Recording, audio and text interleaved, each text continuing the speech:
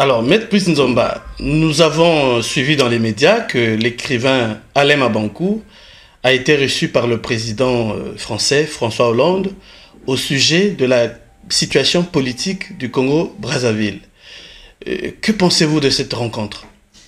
Écoutez, je pense que cette rencontre est la démonstration de l'efficacité de la diplomatie d'influence discrète qui suit son chemin et qui passe par des personnes autorisées qui ont suffisamment d'influence pour faire que les doléances qui viennent de loin, donc de notre pays, soient entendues et portées au niveau du chef de l'État français qui est M.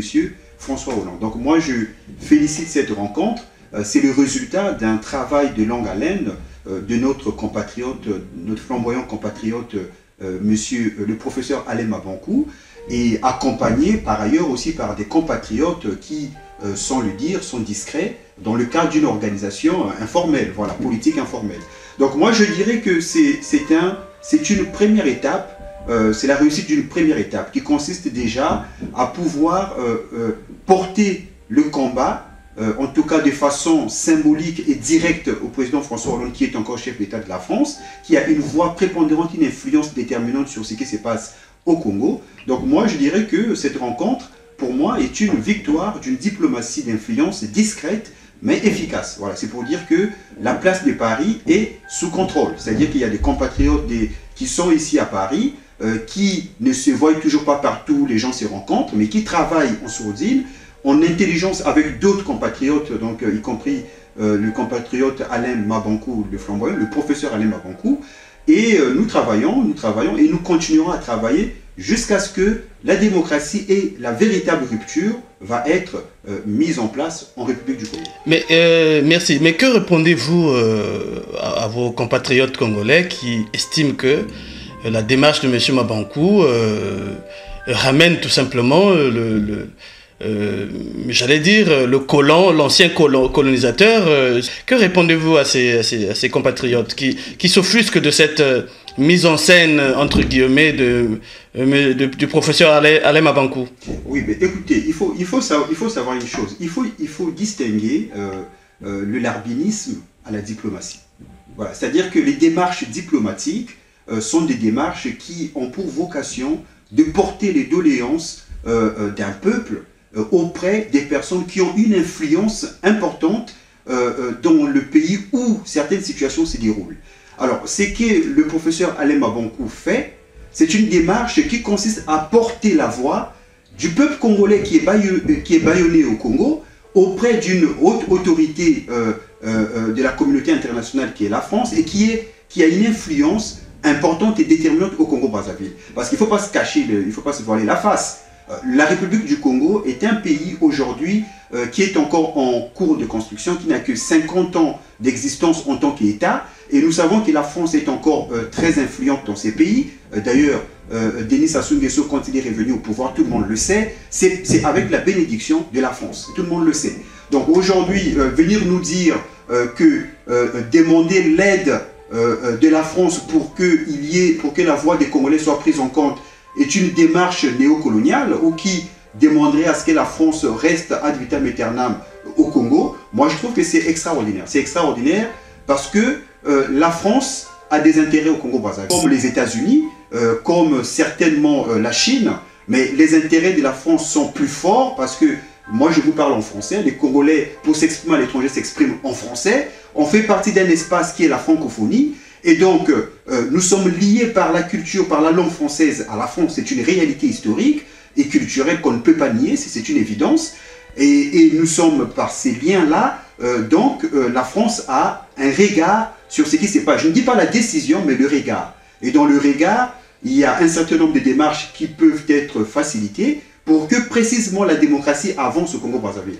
Et la démarche du professeur Alain Mabankou consiste précisément à interpeller la conscience de l'État français, sa conscience en tant que pays qui se proclame être pays des droits de l'homme, à interpeller la conscience de ces pays qui a produit des écrivains de renommée, à interpeller la conscience de ces pays qui est quand même un pays qui compte dans la culture, dans la raison, notamment avec l'esprit cartésien, l'esprit critique, et qui incite précisément à prendre en compte les attentes des libertés de conscience des populations qui sont les nôtres, les populations congolaises. Donc, pour ma part, cette démarche est une démarche qui s'inscrit totalement dans le respect du vote des Congolais, hein, donc le respect du suffrage congolais, et qui, d'ailleurs, dans le communiqué, on le voit. Hein, je ne vais pas anticiper sur le contenu. Bon, venons-en maintenant à la situation du général Jean-Marie Michel Mokoko.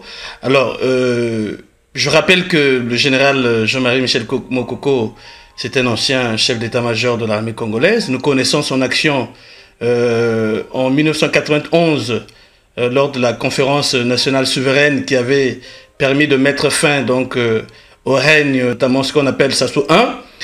Et monsieur le général Jean-Marie Michel Mokoko est connu pour être un militaire républicain. Nous avons appris que hier, il avait été convoqué à la DST et il a été mis en garde à vue. Que pensez-vous de cette situation, Maître Brice Nzamba? Bah, écoutez, ce que je peux dire moi, de cette situation, c'est que nous avons en face de nous un régime qui est totalement aux abois. Hein. C'est la vérité, le régime Denis Sassou Nguesso est aux abois, montre par là des signes de fébrilité, parce qu'il sent qu'il est débordé partout, c'est-à-dire qu'il ne contrôle plus la situation. Donc il constate que la France est en train de prendre position pour précisément dire qu'au Congo il y a une crise, et quand il y a une crise, ça veut dire qu'il y a deux parties qui sont en crise, ça veut dire qu'il n'y a aucune partie qui a la vérité de la situation pour laquelle la crise a été provoquée. Donc face à cette situation, parce qu'il faut dire qu'en face aussi ils ont des stratèges, donc ils se disent pour anticiper, il faut mettre sous contrôle le général Jean-Marie Michel Mokoko. Donc l'assignation à résidence ne peut plus suffire, puisque même quand il est assigné à résidence, il reçoit des coups de fil, il donne des interviews, donc il est toujours audible au niveau de la communauté internationale. Donc il faut l'isoler davantage, donc le mettre en garde à vue dans une pièce où il va être isolé complètement de toute communication, de sorte que sur le plan international qu'on l'oublie, voilà, qu'on l'oublie, comme ça, avec la montée au créneau de la France et l'incitation à un dialogue, que le général Mokoko ne joue pas la partition qui est la sienne et qui est une partition importante et je dirais même déterminante pour la suite des événements. Donc ce sont les stratèges d'en face qui pensent verrouiller le général Jean-Marie Michel Mokoko pour qu'il ne serve pas pour la suite des événements qui s'annoncent. Mais ce qu'ils ont oublié, c'est que s'ils arrêtent un Mokoko, il y a des centaines de Mokoko qui sont dans l'ombre. Et moi, je dirais aujourd'hui, avec la montée du professeur Alain Mabankou, nous sommes en train de travailler et nous disons que le général Jean-Marie Michel Mokoko est encore plus efficace là où il est, là où il était assigné à résidence. Parce que nous allons en parler encore, et la communauté internationale va de plus en plus s'intéresser au Congo-Brazzaville. Et d'après vous, quels doivent être... comment les Congolais doivent-ils réagir à cette nouvelle donne? Quelle doit être la réaction des Congolais? Voilà, moi ce que je pense, c'est qu'il faut toujours réfléchir et réagir toujours de façon intelligente. Voilà. C'est-à-dire que moi je pense qu'il y a le fait qu'il y ait une simultanéité entre la réception du professeur Alain Mabankou par le président François Hollande et l'arrestation, l'interpellation et l'arrestation du général Jean-Marie Michel Mokoko, ce n'est pas le fruit d'un hasard. Cette simultanéité nous montre qu'en face, ils savent ce qui se trame et qu'ils veulent donc, comme je l'ai dit tout à l'heure, verrouiller un maillon important de la suite des événements. Donc moi je dirais aujourd'hui, à la lecture du communiqué de l'Élysée, contrairement à ce que beaucoup de gens disent, ce communiqué dit clairement que le Congo-Brazzaville est une tyrannie, puisque ce communiqué dit qu'il faut respecter les libertés publiques, donc il ne faut pas arrêter les gens arbitrairement, il ne faut pas empêcher les gens de s'exprimer librement. Et pourquoi ce communiqué dit ça? Parce que l'Élysée sait que c'est la réalité du Congo-Brazzaville d'aujourd'hui, c'est ça. C'est des gens qu'on arrête arbitrairement, c'est l'expression, c'est la liberté d'expression qui est bafouée, puisque la Télé-Congo et les autres chaînes ne parlent que de l'opinion des gens qui contrôlent l'appareil d'État et pas de l'opinion des véritables opposants. Voilà. Donc aujourd'hui, ce communiqué dit une première chose. La première chose, c'est que le Congo-Brazzaville n'est pas une démocratie, c'est une tyrannie.